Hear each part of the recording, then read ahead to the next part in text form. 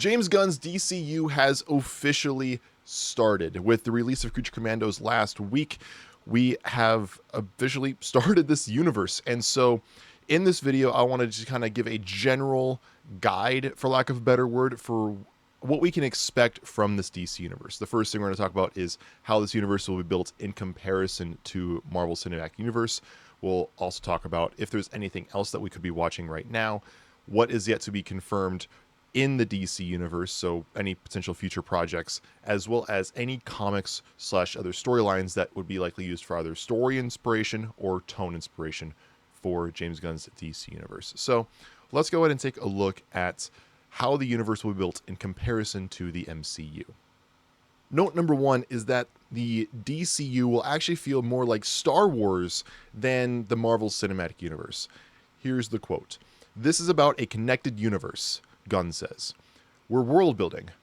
We're not story building. We're not writing one story that has a beginning, middle, and end.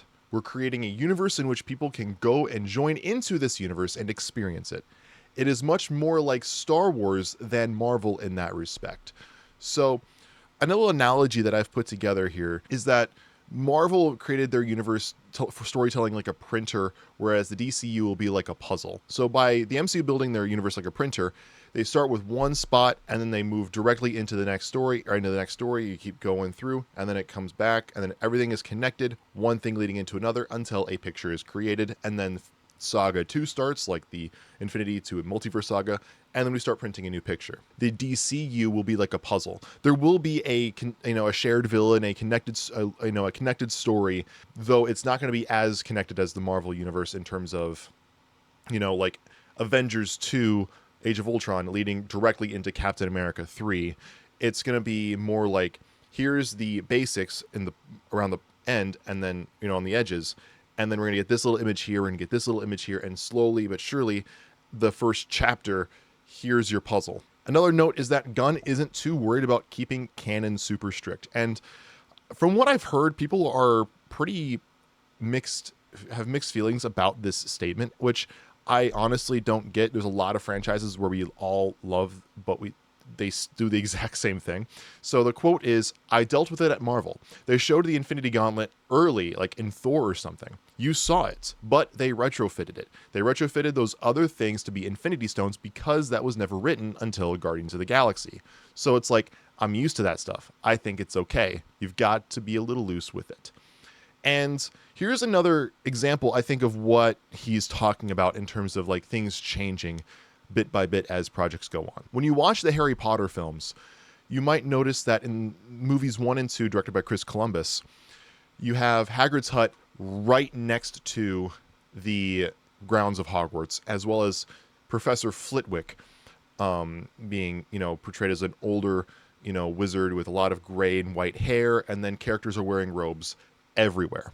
Once you really hit like the third movie onwards, Hagrid's hut is far away from the grounds. There's this massive like walkway down there. Then Flitwick was of course entirely changed to have this like slicked bowl cut, and then characters stopped wearing robes as much and started dressing more casually. These are small changes to the canon that make things there, from directors' own perspectives. So like in one version we might get Metropolis looking like a certain version, and then there might be a new building randomly somewhere that's supposedly been there for a while. Or this one small thing changed about this one character, or this one other thing changed about this location, or what have you. So I think those are be a good expectation for what Gunn is meaning by not keeping the canon super strict. So yeah, let's go and move into what we can watch for the universe today. This is going to be a relatively short segment of the video. The first and obvious answer is with Creature Commandos being out, there are, at the time of recording this video, which is December 10th, by the way, there are 2 episodes out. They're releasing on Thursdays. Each episode's about 20 to 25 minutes. So the entirety of the show, as of right now, can be watched in under an hour. Honestly, I'm really liking it. It's a lot like a supernatural Suicide Squad, so to speak, where the characters aren't human. They're all, these inhuman monsters, and it's really, really interesting. The other thing that I would say I would watch is James Gunn's Suicide Squad from the DCEU. And this kind of goes back to canon being not super strict. The events of James Gunn's Suicide Squad from the DCEU are seemingly still canon to the DCU. For example, Rick Flag is still dead. So the Rick Flag that we get in Creature Commandos is actually Rick Flag Sr., his father. All the events of Project Starfish that we see in James Gunn's Suicide Squad is canon to the DCU, at least to some extent. So watching that movie is going to also fit into the DCU. And then by extension, we're going to talk about it a little bit more later, but I wanted to address it now as well, is that Peacemaker Season 1 will also be pretty, I shouldn't say important, but it will be relevant going into the DCU. So obviously James Gunn's Peacemaker show is taking place again in the DCEU that is now dead. I want to say there was an interview as well where James Gunn had said, basically, take everything you see in Season 1 of Peacemaker, cut out all of the Justice League cameos and references at the end of the movie, and plop it in the DCU, and it is exactly how it would have been. That's, again, canon not being super strict. So, yeah, Peacemaker Season 2 will take place in the DCU officially. So, just kind of, with Season 1, kind of forget the Justice League ever show up and consider that, you know, a fun little, I don't know, Easter egg? I don't know what the term would be, but it's there, but we don't really need it. And now, what is confirmed for future projects in the DCU? Like I said, as of right now, the official DCU project that is releasing is Creature Commandos. Everything else is technically DCEU related. So what is confirmed to come out? Well, in the Chapter 1 Gods and Monsters video, James Gunn himself says that the first project is Creature Commandos, as we're currently receiving it. We'll then get before we move on, Creature Commandos is an animated HBO Max show. We'll then get Waller, which is a live action HBO show. And then what is said to be the official start of the DCU. What was called Superman Legacy is now titled just Superman.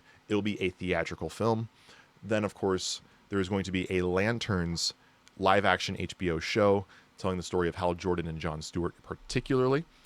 We'll then move into another theatrical film for The Authority, and then another live-action HBO show called Paradise Lost, which will be the story of the Amazons, likely pre-Wonder Woman. So it's quoted to be like a Game of Thrones in Themyscira, and my guess is this will be a deep prequel, so to speak, and the end of the show will likely see the birth of Diana Prince, and we'll actually have an actual god in Wonder Woman in the Chapter 1 Gods and Monsters, because these are not all of the projects confirmed in the DCU, or at least in the first chapter. Then we'll get what's called The Brave and the Bold, which is not titled Batman The Brave and the Bold. Right now it's just called The Brave and the Bold, which will be a Batman movie with Damian Wayne being the main Robin. This will be another theatrical film. Then we'll get another live-action HBO show called Booster Gold, which of course will star the greatest hero you've never heard of. We'll get then 2 more theatrical films, Supergirl, Woman of Tomorrow, which is directly inspired by Tom King's story, and a Swamp Thing horror film. That is what was confirmed in the Chapter 1 video posted by DC, hosted by James Gunn himself. And since that video, there's been a few more projects that have at least been rumored to even confirmed in the DCU. If I'm incorrect on any of these, please correct me in the comments. But from what I've done in my research, there is going to be a Teen Titans theatrical film. And these are going to be in no particular order, too, by the way. I don't know if that's going to be the official title, but there will be a Teen Titans film in Chapter 1. And then we'll get also another theatrical film. It's an untitled Bane and Deathstroke film. We'll then get another project. I don't know if it's a show or a movie, but it's on Sergeant Rock, a character I've personally never heard of. So if you have heard of this character and you have reading recommendations, please leave them in the comments below from yours truly and anybody else watching the video who's interested in this character. We'll then get a Blue Beetle, likely live-action HBO Max show. This will bring back, I hope I say his name correctly, Solo Maridueña, who played Blue Beetle in the DCEU film. So he will reprise the role. It's just a matter of what else from that movie will be brought into the DCU. So just for added fun, if you haven't seen the DCEU Blue Beetle film, do yourself the favor and watch it. It is fantastic. I don't care if you don't want to watch a DCEU movie because the universe is dead. Sit down, do yourself the favor of being a superhero fan and watch that 2-hour movie. It is fantastic. Like 9 out of 10, arguably a top 5 DCEU movie, and there is some actually heavy hitters excuse me, in that top 5. Then, of course, like I mentioned earlier, Peacemaker Season 2, bringing back John Cena and continuing the story of Peacemaker. And then, lastly, an animated theatrical film using like a puppet animation with CGI animation combo for Dick Grayson and Jason Todd called Dynamic Duo. It's so crazy, I think it's going to work. That is what is since confirmed from that original video in one form or another.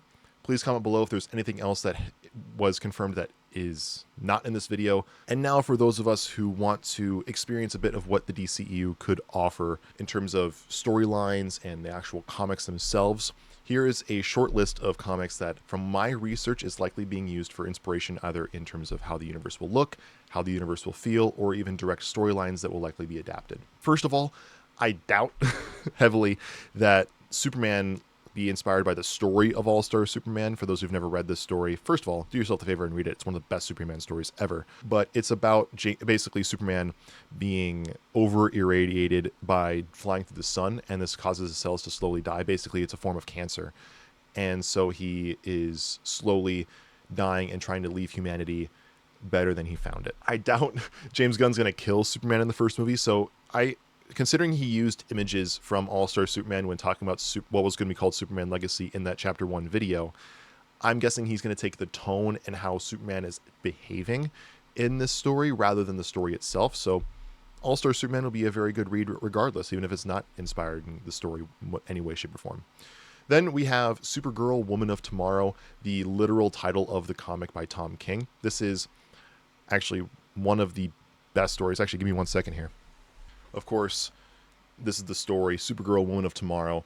It has some of the best artwork I've ever seen in a comic book. It's my favorite artwork, actually. I hope I pronounced her name correctly, Bilquis Evely.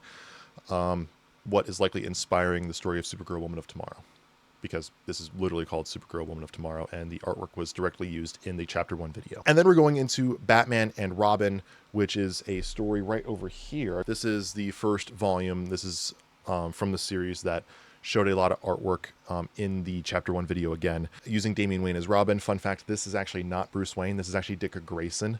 So I doubt that we're going to start with Dick Grayson as Batman in the universe. We're probably going to keep it up as Bruce Wayne. This is just a great story. This is only the first few issues of the run. And before going any further, because this story uses Damian Wayne as Robin and with Dynamic Duo using Dick Grayson and Jason Todd, what I'm curious about is, where is Tim Drake going to fit in all this? Tim Drake, of course, being the third Robin in between Jason and Damian. Hopefully he's somewhere. Then we're going to go into The Authority, and this is going to be the story from Warren Ellis. This is the first volume. This is the literal artwork that was used in the Chapter 1 video, again, referencing that. And yeah, I had no idea anything about these characters. I read this just about a year ago, and I really enjoyed it. And then, of course, we're going to get the Booster Gold New 52 run, likely. That's a lot of the artwork that was used in that Chapter 1 video, again, from the New 52 era of Booster Gold. And from what I can tell, this is going to be sort of like Loki Season 1, where there's a lot of pruning and a lot of preserving the timeline. So instead of like going back in time and pruning all these past and, what's the word I'm looking for? Extraneous timelines, Booster might be going back in time and trying to prevent some things from happening, or keeping things to happen in the past, being that, quote, greatest hero that you've never heard of, this loser from the future who has all this future technology, time travels back in time to try to be a superhero. I think it's gonna be a really good project, and the New 52 run, I've read like the first 14, 15 issues. Fantastic, really, really fun, and looking forward to seeing Booster on the big screen, or at least in live action, excuse me. Then we have Green Lantern Earth 1. This is the artwork that was used when describing Green Lantern in that Chapter 1 video. Again, I'm referencing that. I don't own this story. It's on my short list of things to get. I'm interested to see where this goes. The artwork looks really beautiful, and I don't have a lot of notes on here because I haven't read the story. And lastly is, of course, for Paradise Lost, the Wonder Woman Themyscira story. Don't confuse it like I did with Paradise Lost, which is a literal Wonder Woman book. I don't think this is going to be inspiring the story in any way. It's just a coincidence in name. But from the research that I've done, there's another story that could likely be used. That is, quote, Wonder Woman Historia history of the Amazons. I'll try to find a picture of the cover and put it on the screen here.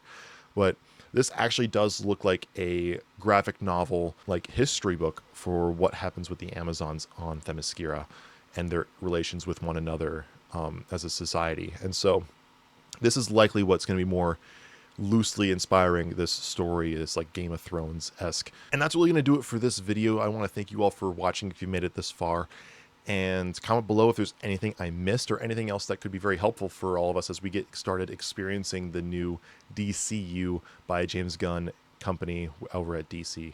And so I'm super stoked for this. I'm so far really enjoying Creature Commandos. I loved James Gunn's Suicide Squad, of course. I think everyone loved the Guardians of the Galaxy films. Yeah, I'm going to start rambling at some point here, so I'm going to go and cut things off here. Yeah. Thank you all for watching, and have a very lovely day.